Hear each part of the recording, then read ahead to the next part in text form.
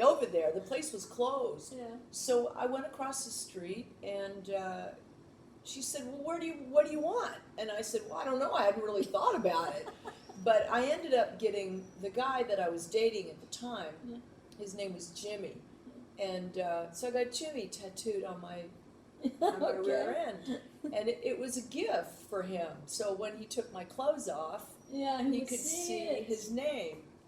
And I later ended up covering it up. I was just going to say, you probably did, huh? But that was the first, so it's always interesting to know what leads to the second one. Well, tattoos are like potato chips. You can't just have one. Yeah. You have to have more. Or chocolates, or whatever it is, cigarettes, you know. Let's see, my second tattoo was, I think it was this one. Yeah. It was, well, I got the cover up, which is a butterfly sitting on a flower.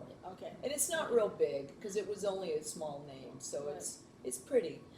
And then I got this one, and this is my son's, Gillette. All right. Yeah. That's my boys, James and Rocco. It's a really cool one, though. Do you always go to the same artist, or do you just choose random ones?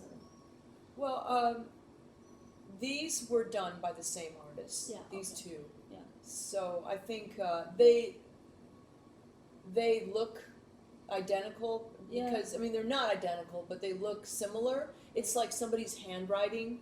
You know, you have your own style of tattooing. Right. This, I just walked into a place and I just said, put it on there. And then I went back again and had it done again because it wasn't black enough. So I let it heal. Yeah. Okay.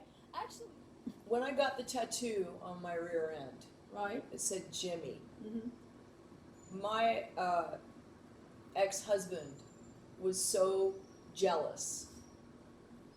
This is ridiculous because I dated Jimmy in 1990? Yeah. 1991? That was ages ago. Yeah. Ages ago. And then when I had it covered up, my ex-husband saw it and said, you know, and the funny thing is, he's got one too. Oh. He has a cover-up and it's on his rear end. It's the same thing, only he's got a Batman over it. And so he got on this idea that he wanted his name on me. Yeah. And I didn't want to get any tattoos. I didn't want them. But he wanted me to have his name on me. So I fought him over this for years and years.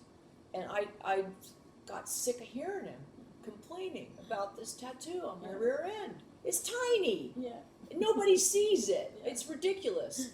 So I went out and got his name tattooed here. Oh, right. Okay. So as soon as I filed for divorce, I went into a tattoo parlor, which was at the Hard Rock in Hollywood, Florida, California. I mean, Florida. Sorry. And I just said, cover it. Because I was ready to cut my arm off. I said, if you don't cover this, I don't care what you put on it, cover it. So that's where I got the idea for the song Branded. Ah, right, okay. Because I feel like I was branded.